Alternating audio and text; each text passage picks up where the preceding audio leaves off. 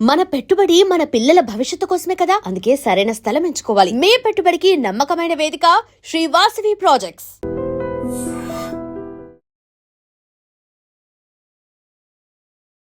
Welcome to iDream media.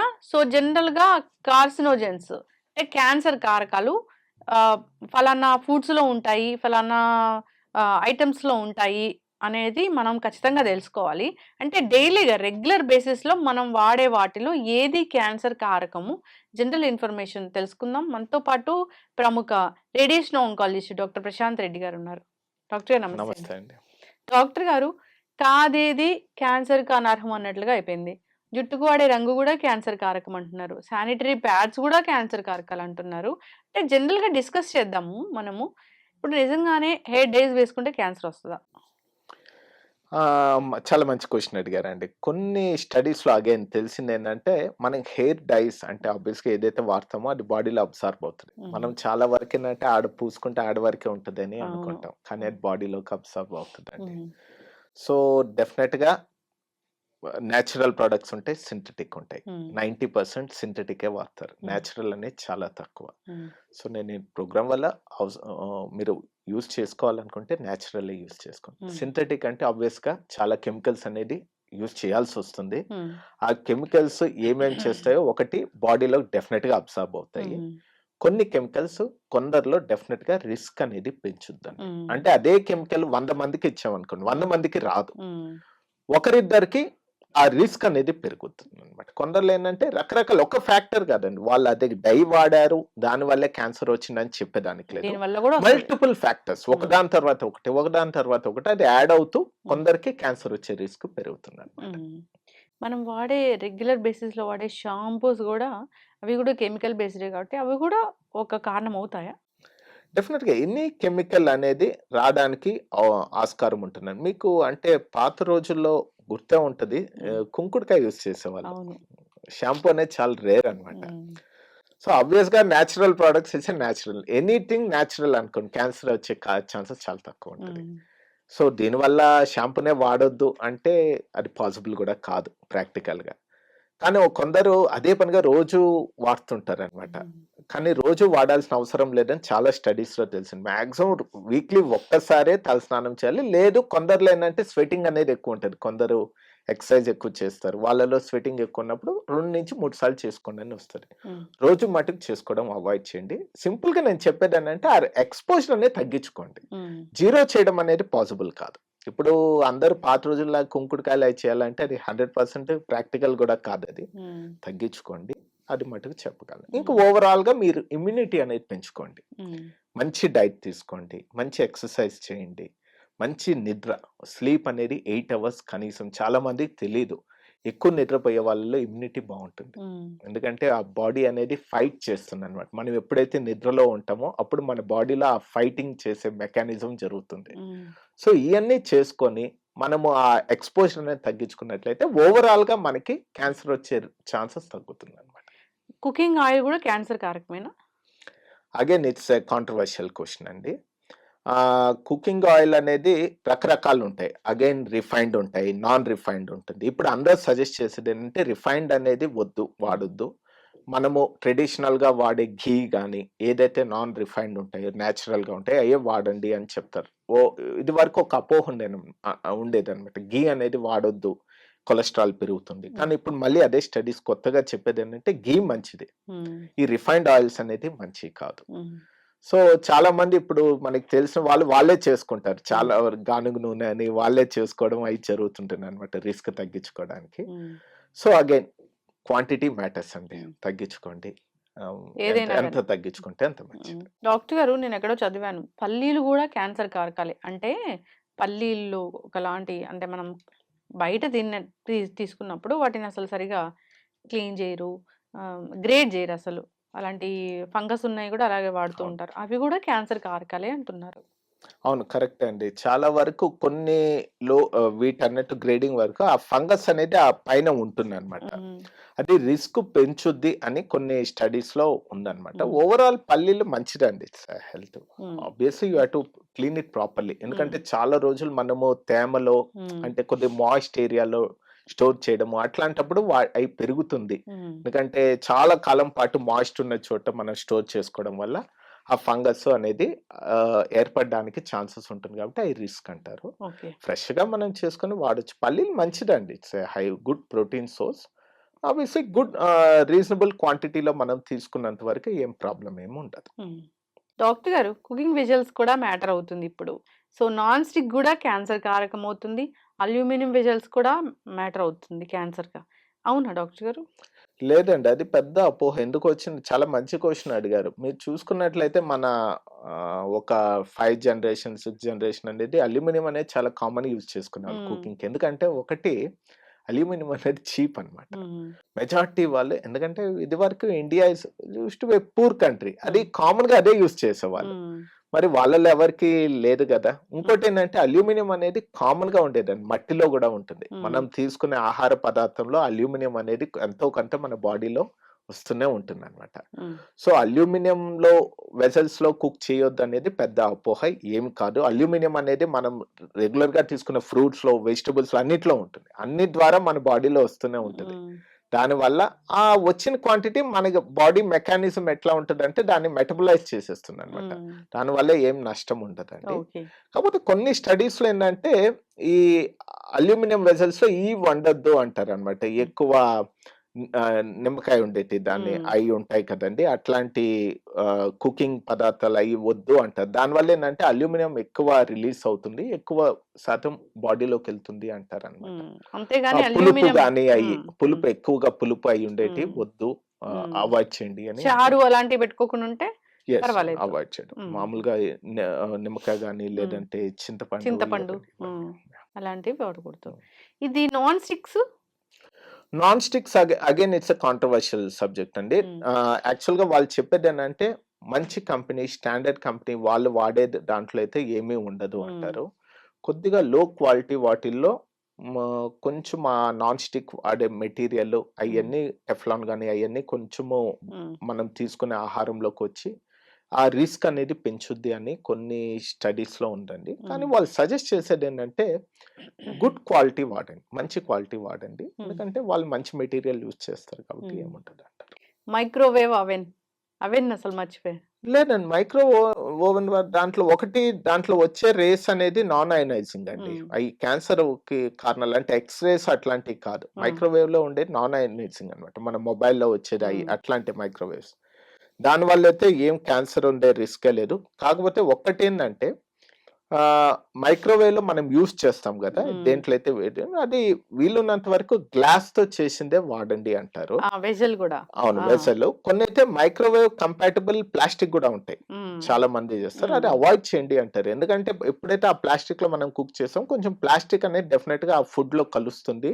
కాబట్టి అది దాని వరకు అవాయిడ్ చేసుకోండి అంటారు. కానీ మైక్రోవేవ్ టోటల్‌గా అవాయిడ్ చేయాల్సిన అవసరం అయితే లేదు.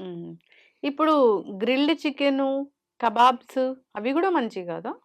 అవునండి. ఆ పైన ఉంటది గదండీ నల్లగా స్మోక్డ్ ఫుడ్స్ అంటారు. అది డెఫినిట్‌గా క్యాన్సర్ రావడానికి ఎక్కువగా స్టమక్ క్యాన్సర్ గాని, ఈసోఫేజియల్ క్యాన్సర్ గాని రావడానికి కారణాలండి. అంటే టోటల్ అవాయిడ్ చేయడం గాని డ్రాస్టిక్‌గా తగ్గించుకోండి. ఎందుకంటే ఆ స్మోక్డ్ గాని, బార్బిక్యూస్ కానీ అవును. వాటిలో నల్లది ఇది ఉంటది గదా! అది డెఫినిట్‌గా రిస్క్ ఉంటుందండి. అది అవాయిడ్ చేసుకోవడం మంచిది. స్మోక్డ్ ఫుడ్స్ అంటారు. అవి కూడా. అంటే ఇవన్నీ కూడా స్మోక్డ్ ఫుడ్స్ వస్తాయా? అంటే ఈ బార్బిక్యూస్ కానీ, తండూరీస్ కానీ ఇయన్నీ చేస్తారు గదా! ఇంకోటి మనం కామన్‌గా చేస్తాం అన్నమాట. మామూలుగా మనం చపాతీ చేస్తున్నప్పుడు దాన్ని నిప్పులో ఏస్తాం అవును. లాస్ట్‌లో. దాని మీద బ్లాక్ ఇయి ఉంటాయి చూస్తారు గదా! మీరు అవును. గమనించుంటారు. అయి అవాయిడ్ చేసుకోండి అంటారు. Those are all can increase the risk of cancer. Direct గా ఫ్లేమ్ మీద పెట్టి కాలుస్తూ ఉంటారు. వద్దండి. అవాయిడ్ చేయండి. తవా మీదే చేసుకోండి. ఎనీథింగ్ బ్లాక్ అయింది అంటే అవునండి. ఎప్పుడో ఒకసారి తీసుకోవచ్చు. తండూరి మొత్తం అవాయిడ్ ఎప్పుడో ఒకసారి చేసినాను కానీ రెగ్యులర్‌గా రోజు ఎక్కువ చేసుకుంటే మటుకు డెఫినిట్‌గా అది క్యాన్సర్ రావడానికి కారణమవుతుంది. ఇప్పుడు నిప్పుల మీదే కాల్చి తినే వాళ్ళు చాలా మంది ఉంటారు డాక్టర్ గారు. రిస్క్ ఉంటుందండి. డెఫినిట్‌గా వాళ్ళలో రిస్క్ ఉంటుంది. తెలియక స్టమక్ తినడమే. క్యాన్సర్. కోలన్ క్యాన్సర్ పెరిగిపోయింది అంటే కోలన్ ఎక్కువ స్టమక్, ఈసోఫేజియల్ క్యాన్సర్. ఎస్. మరి నిల్వ పచ్చళ్ళు? అది కూడా అగైన్ స్టమక్ క్యాన్సర్ రావడానికి కారణం అండి. నిల్వ పచ్చళ్ళు అయి ఎక్కువ కాలం పాటు ఆ నూనెలో మనం జాడీలో అట్లా పెడతాం గదా! అది కూడా క్యాన్సర్ రావడానికి అందుకే మన ఇండియన్స్‌లో ఎక్కువ స్టమక్ క్యాన్సర్ అనేది కనిపిస్తుంది. ఈసోఫేజియల్ క్యాన్సర్ గాని, స్టమక్ క్యాన్సర్ గాని హ్మ్. Compared to western people. ఎందుకంటే అయి ఎక్కువ కన్జ్యూమ్ చేయరు వాళ్ళు. హ్మ్. వాళ్ళలో వచ్చే క్యాన్సర్స్ వేరే ఉంటాయనుకోండి. హ్మ్. మళ్ళా ఆ రిస్క్ ఎక్కువ ఎందుకంటే ఎవరైతే ఎక్కువగా కన్జ్యూమ్ చేస్తారో వాళ్ళలో ఆ రిస్క్ అనేది పెరుగుద్ది. కాబట్టి పచ్చడి లేకుండా మనం ఊహించలేము. తగ్గించుకోండి అని చెప్తాం అంతే. ఇన్స్టెంట్స్ తినాలి అప్పుడు, పికిల్స్ కాకుండా. యాహ్! బెటర్ అండి. అంటే మనము పికిల్స్ కూడా అప్పటికప్పుడు చేసుకుంటాం గదండీ. హ్మ్. స్టోరేజ్ హ్మ్. జాడీల్లో నెలల తరబడి అవును. పెట్టకుండా అప్పటికప్పుడు చేసుకుని అది బెటర్. హ్మ్.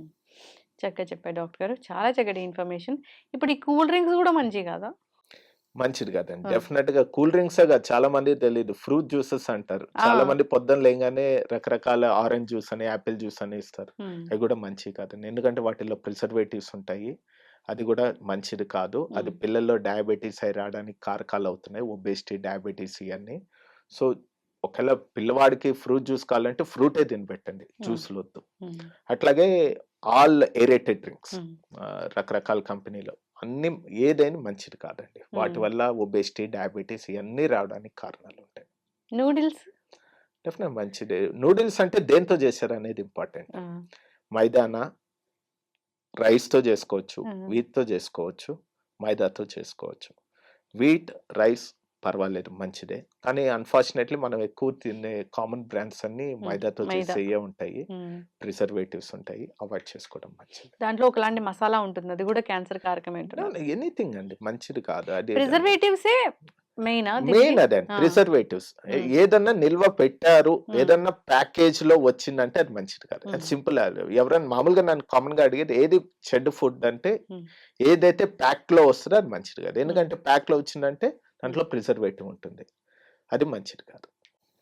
ఎక్కువ ఎక్స్‌రేస్ తీయించుకున్నా, ఎక్కువ ఎంఆర్ఐస్ తీయించుకున్నా, సీటీ స్కాన్స్‌కి వెళ్ళినా, అక్కడ గూడా మనకి రేడియేషన్ వస్తది. దానివల్ల గూడా క్యాన్సర్ వస్తది అంటున్నారు.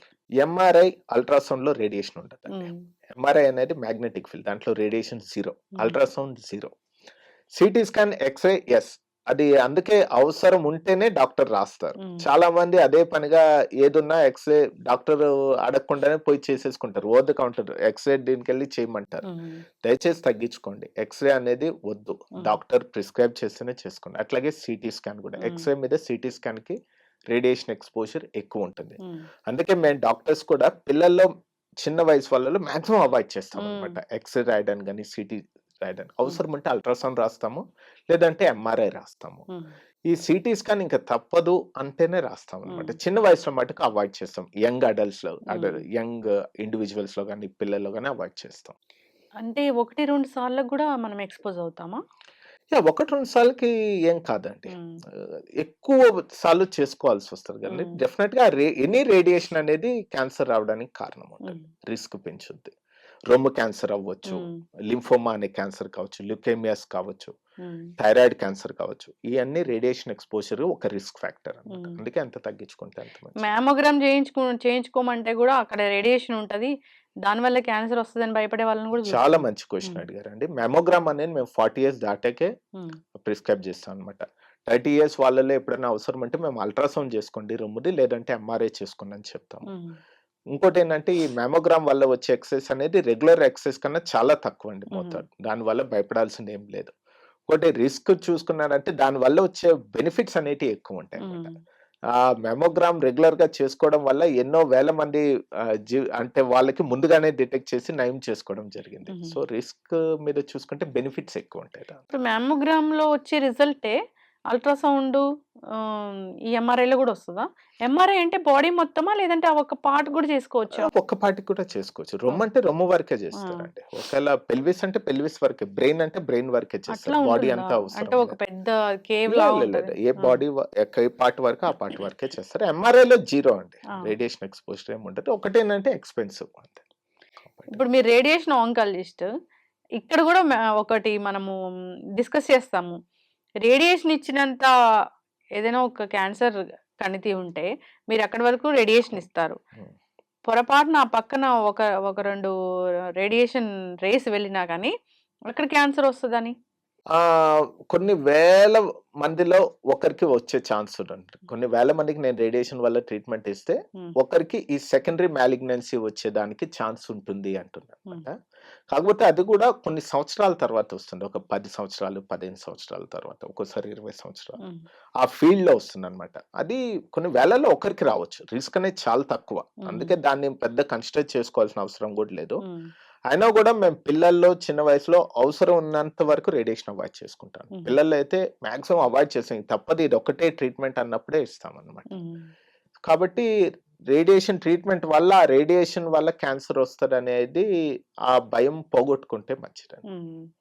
Cervical cancer, multiple partners, hygiene, sanitary pads వీటిల్లో వేటి వల్ల వస్తది?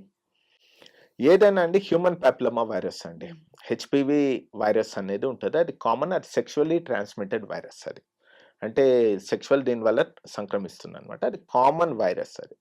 సో, ఆబ్వియస్‌గా మల్టిపుల్ సెక్షువల్ పార్ట్నర్స్ ఎవరికైతే ఉంటదో ఎక్కువగా ఇన్ఫెక్షన్ వచ్చే ఛాన్సెస్ ఎక్కువుంటుంది. ఆ ఇన్ఫెక్షన్ కొన్ని రోజులు, కొన్ని సంవత్సరాలతో ఇన్ఫెక్షన్ వల్ల సర్వైకల్ క్యాన్సర్ రిస్క్ అనేది ఎక్కువుంటుంది. Hmm. So, obviously multiple sexual partners. హుహు. Sanitary pads? శానిటరీ ప్యాడ్స్ వల్ల క్యాన్సర్ వచ్చే ఛాన్సెస్ చాలా తక్కువండి. ఇంకా దానివల్ల కొన్ని రకాల ఇన్ఫెక్షన్స్ వస్తాయన్నమాట. అంటే దాన్ని కూడా ఒక పద్ధతిలో చేంజ్ చేసుకుంటూ ఉండాలి రెగ్యులర్‌గా. చాలామంది చేంజ్ చేసుకోరు. ఆ హైజీన్ వల్ల ఏంటంటే బ్యాక్టీరియల్ ఇన్ఫెక్షన్ వస్తది. ఒక్కోసారి చాలా ఇది ఉంటుందన్నమాట. చాలా సీరియస్ అవుతారు వాళ్ళు. చాలా సివియర్ ఇన్ఫెక్షన్ ఉంటది. సెప్టిసిమియాలోకి ఎళ్తారన్నమాట. హ్మ్. షాక్ అంటారు దాన్ని.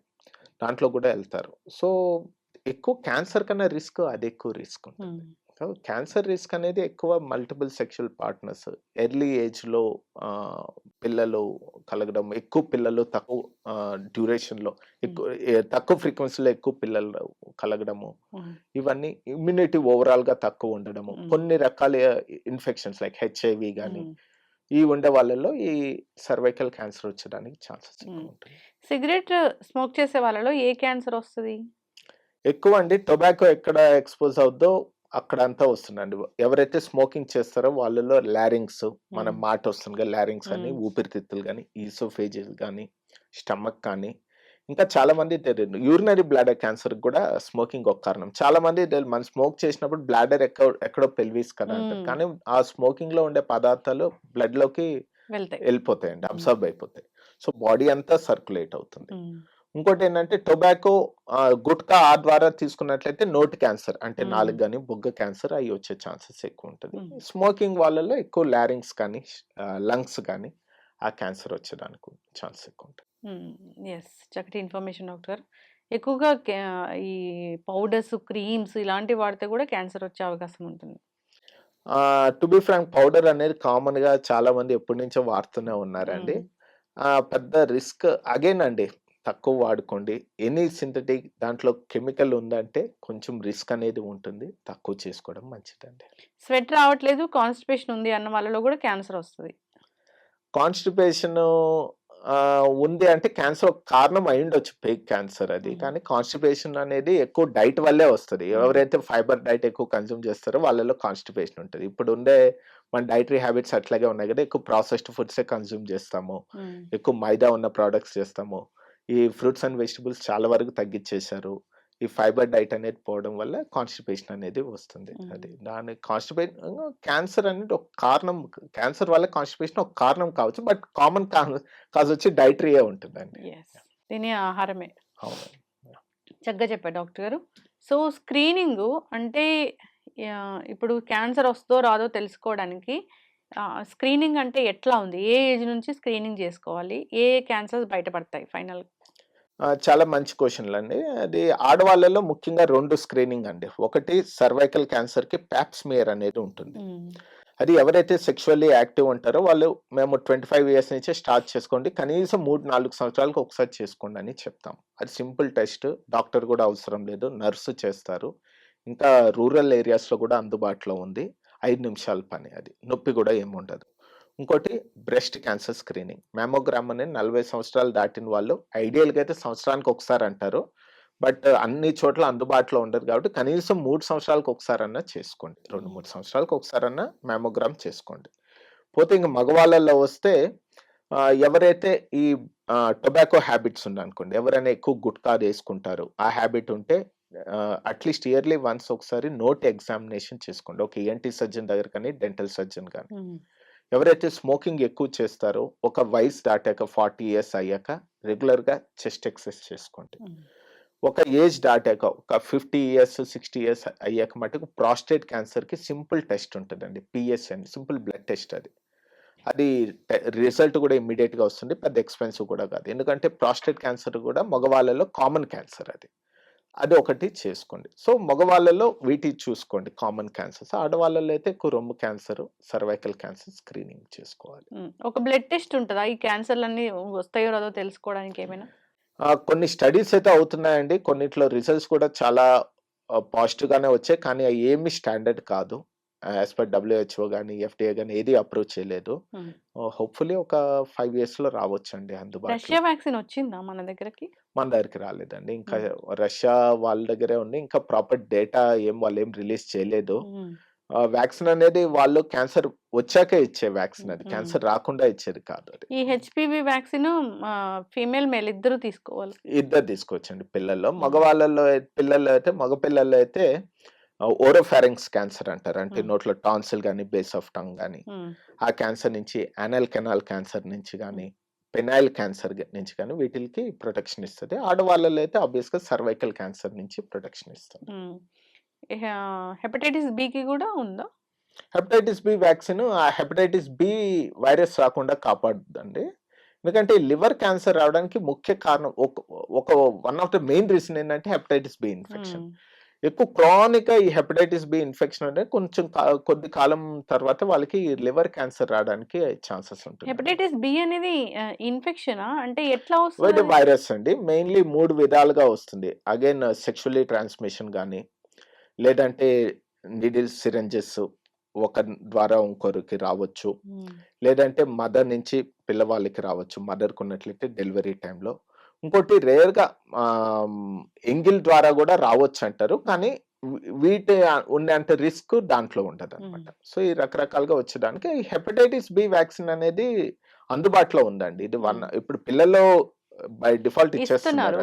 అంటే హెపటైటిస్ బి ఇప్పుడు ఎవరు తీసుకోవాలి డాక్టర్ గారు? ఏ ఏజ్ వాళ్ళు? ప్రతి ఒక్కరు తీసుకున్నా మంచిదండి, అందరు తీసుకోవచ్చు. అది ఎస్పెషల్లీ మేము మెడికల్ ఫీల్డ్ అయితే మాకు తప్పదు, మేము గ్యారంటీ తీసుకోవాల్సిందే. ఇప్పుడైతే ప్రతి ఒక్కరు తీసుకుంటేనే మంచిది. హెపటైటిస్ బి వైరస్ అనేది లివర్ ని పాడు చేస్తుంది, లివర్ క్యాన్సర్ వచ్చేలా చేస్తుంది. అవునండి, లివర్ ని డ్యామేజ్ చేస్తుంది.